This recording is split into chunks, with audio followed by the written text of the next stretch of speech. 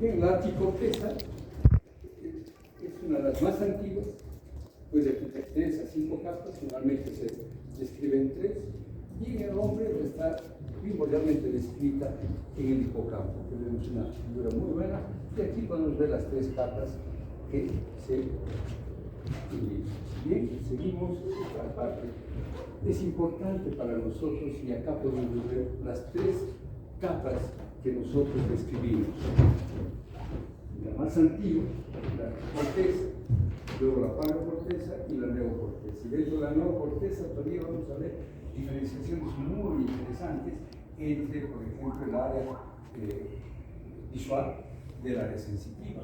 Observamos cómo hay una diferencia de densidad celular. Y bien, esta paleocorteza, a diferencia de la anterior, puede presentar 3 a 5 estratos y va a estar primordialmente distribuida en el área olfatoria. Bien, seguimos adelante.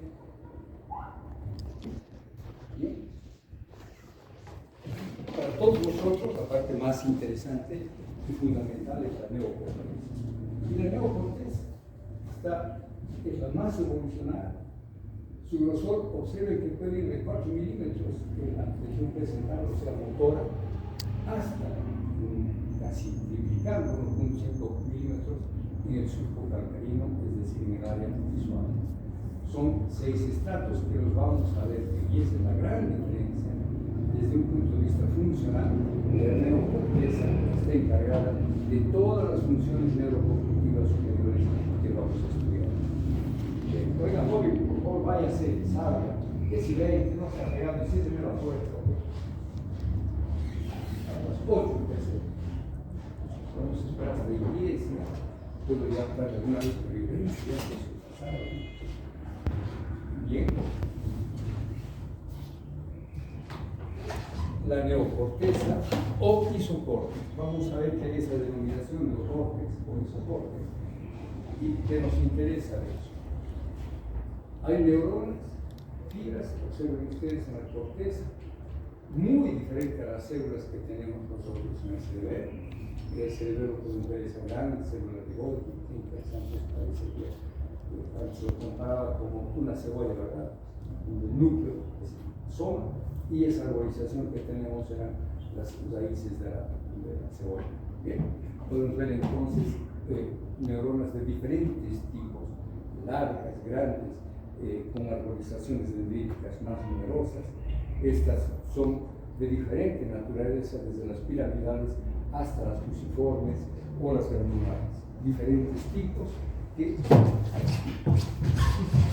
Perdón, casi me lanzo a estrellar. Esta figura la he traído por varias razones. La primera opción es que es la corteza, la neocorteza, pero que tiene diferentes tinciones. En la primera tinción, que es de Golgi, ¿qué podemos observar? ¿Qué nos llama la atención? ¿Qué puedo ver? El núcleo, o mejor, el soma y sus prolongaciones, ¿no es cierto? Una tinción muy interesante que me permite ver la distribución columnar vertical y horizontal. En la segunda tinción de Mills es muy diferente. ¿Qué observo en esto? Solo cuerpos neuronales. Ya no veo las fibras. Y con esta tinción sí puedo aseverar que efectivamente hay 6 capas diferentes. Y en la última, esa es otra tinción también bastante especial de Wright. A diferencia de la anterior, solo veo fibras. En la capa molecular, fibras horizontales de comunicación horizontal. Y las otras vamos a ver de que hay un predominio de fibras verticales, columnares verticales y fibras horizontales. ¿No es cierto? Miren que estas tinciones nos permiten observar cómo efectivamente lo que nos enseñaron es verdad. Tenemos la presencia de cuerpos neuronales distribuidos muy diferentes. En algunas capas hay las piramidales, en otras está predominando las moleculares. Y esto tiene su razón de ser, ya observaremos en algún momento la utilidad. Y en esta otra tinción, en esta otra representación esquemática de la corteza cerebral, podemos ver de que hay columnas que tienen este diámetro, es nada, 300 a 500 micrómetros. Pero esa columna puede contener 4.000 neuronas, y de las cuales la mitad son de tipo piramidal. Si observo acá, efectivamente hay pues células piramidales distribuidas en todo lugar, pero la 3 y la 5 son las capas que van a predominar o las que van a tener un predominio de células piramidales. Bien, la neocorteza, tenemos estas 6 capas: molecular, granular externa, piramidal externa, granular interna, piramidal interna y multiforme. Los 3 estratos más superficiales, 1, 2 y 3, permiten la comunicación interhemisférica, de derecha a izquierda. Los más profundos envían y reciben información a otros niveles, por ejemplo, medio, tálamo, núcleos basales. Una distribución columnar horizontal y vertical. Bien, nuevamente, esto debemos guardar en nuestra memoria. Esta imagen que es muy importante, las 6 capas, y con las tensiones, otra vuelta de Wade, Mills y Golding, ¿no es cierto? Las 3 tensiones donde observamos la distribución de células, porque son piramidales, efectivamente aquí sin sus acciones, y que vemos que la 1, 2 y 3 son capas de asociación intracortical, o sea, además interhemisférica e intracortical. La cuarta, la capa 4, que es granular, recibe la mayoría de las proyecciones específicas del tálamo. Ustedes han estudiado durante este trayecto las proyecciones del sistema visual, del sistema auditivo, ¿sí? ¿Cuáles son los núcleos talámicos de estos?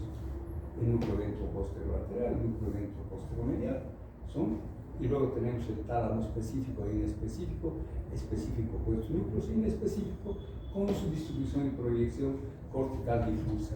Entonces ahí justamente la capa 4 va a recibir la mayoría de estas proyecciones específicas. ¿Y qué pasa con la quinta y la sexta? Son eferentes de la corteza. O sea, la piramidal interna y la multiforme son eferentes que van a ir, sobre todo nos interesa, entonces van a ir ¿a dónde? A todos los ganglios de la base, van a ir al hipotálamo, van a ir al tálamo y primordialmente al cerebelo y a la médula espinal. Se proyectan entonces hacia abajo. Qué interesante saber este tipo de distribuciones. No solamente es repetir uno piramidal para no. Lo que me interesa es que esta distribución me permite poder determinar que las 3 capas más superficiales son de asociación intracortical. Intracortical significa entonces que irá de una circunvolución a otra circunvolución o de un área a otra área, pero ahí. La 4 es aferente, ¿no es cierto? Le llegan todas las proyecciones sensitivas, sensoriales, y las 5 y 6 son eferentes. Bien. Ahora, de estas capas, de las capas 4, 5 y 6, se originan las proyecciones hacia dónde van a ir. A ver, hemos dicho que son eferentes, otras áreas corticales del mismo hemisferio. Bien, otras capas corticales del hemisferio del lado opuesto y a los núcleos subcorticales. Entonces se dirigen al, por ejemplo, hipocampo, al tálamo, a los ganglios de la base, al mesencéfalo. Es una organización columnar, cada una tiene una característica importante. Y las áreas de asociación, ¿cuáles son esas áreas de asociación? ¿Recuerdan ustedes? Tenemos una gran área de asociación. ¿Cuál es? Está en la región parieto-temporo-occipital. ¿Sí? A recibir esta área, estímulos de zonas vecinas, ¿sí? Porque ahí se va a integrar visión con audición, sensibilidad con visión. Si a ustedes, por ejemplo, reciben un pinchazo, no se van a quedar así. Inmediatamente van a dirigir su vista hacia el dedo que ha recibido ese pinchazo, por lo tanto, ¿qué asociación ha habido? Una asociación sensitiva, visual y motor, ¿cierto? Bien, las áreas de proyección, ¿qué van a hacer? Miren, esta es una tractografía, no es un dibujo, sino es una tractografía hecha por aquellos que descubrieron la resonancia magnética nuclear. Por supuesto que desde los 2000 hasta hoy la tecnología avanzó y nos permite ahora hacer lo que antes podíamos hacer en neuroanatomía. Conseguíamos un cerebro, íbamos disecando poco a poco y podíamos ver estos tractos, cómo iban el longitudinal superior, el longitudinal inferior, el tracto piramidal. Podíamos ir viendo todos estos tractos que se organizaban así en neuroanatomía, o sea, en un cerebro anatómico.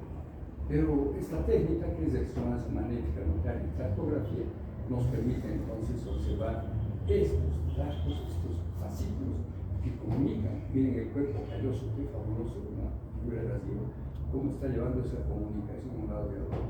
El fascículo piramidal, cómo va descendiendo, tanto arriba como abajo. Entonces, por la resonancia magnética nuclear, ya podemos nosotros establecer cómo se comunican áreas de diferente nivel, sensitivas, motoras, etc. Ya no es entonces simplemente estudiar el cadáver, sino que si yo tengo alguna duda de cómo estará funcionando luego de hacer mi análisis clínico, habrá además alguna posibilidad de recuperación, bueno, hacer una tractografía y nos permite poder evaluar esa posibilidad. Y bien, seguimos nosotros entonces con la parte más importante, que es la corteza cerebral. Es un recuerdo psicológico, un recuerdo de lo que han durado durante todo un año. El primer año, pues ha avanzado muy bien.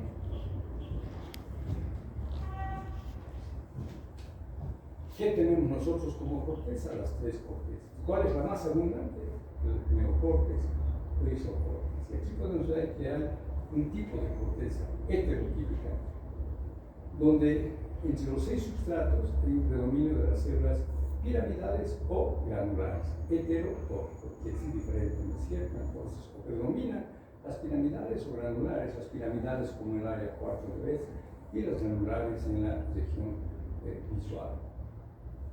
Va a estar primordialmente este tipo de corteza relacionado con las áreas de proyección, es decir, va a comunicarse regiones subcorticales hacia áreas motoras y sensitivas, que son las que van a recibir los grandes fascículos, ¿cierto? ¿Qué fascículos nosotros podemos mencionar en el área sensitiva? Primordialmente, coronal posterior, espinotalámico lateral, espinotalámico ventral, espino cerebroso, son grandes fascículos. Y como fascículos de proyección, tenemos el principal, el fascículo piramidal, y luego todos aquellos, el retículo espinal. ¿Y cuáles más hay? El yungo espinal, el retículo espinal. Entonces, a eso se refiere cuando estamos viendo las áreas de proyección cerebral, aquellas que van a comunicarse con regiones subcorticales. El isocórtex, entonces, que podemos ver de tipo agranular, es el predominio de tipo piramidal y es estrictamente o primordialmente motor. ¿Es cierto? ¿Cuál es el ejemplo más sobresaliente? El área 4 de Orgullo. Es la región premotora, no, precentral. ¿Sí? Bien. El giro precentral entonces va a tener un tipo de corteza heterotópica. El giro precentral. ¿Sí? Y el postcentral, ¿cuál es? El área 3, 1 y 2 sensitiva. Y heterotópico granular, ahora era a granular o piramidal y esta heterotópico.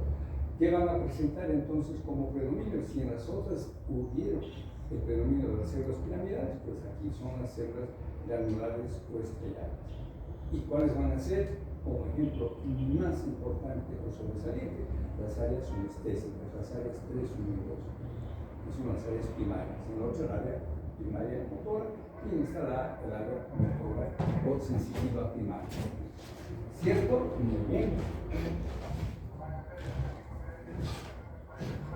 ¿Qué más podemos hablar sobre corteza? Es importante. Hemos visto entonces hay una corteza heterotópica y entre ellas tenemos dos, la granular y granular. La granular, que son las células piramidales las que predominan, y la granular, donde predominan las células granulares, como ejemplo las áreas sonestésicas. Ahora tenemos la descripción de un isocórtex homotípico, ya no heterotípico. Es el más evolucionado, por supuesto, es el de mayor distribución.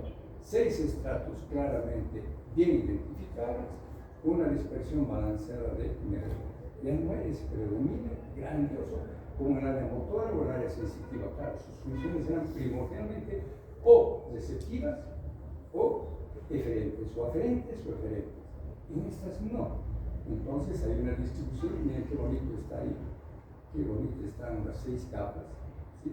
Ampliamente distribuidas en toda la corteza, pero donde con un ojo mágico tal vez podríamos ver de que si hay predominio de alguna o de otra. Se pueden diferenciar en la del medio, pero sobre todo en la área de asociación, podemos todavía diferenciar visualmente la capa 4, 5 y 6, muy bien, pero entre la 2 y la 3 es muy difícil, ¿no es cierto?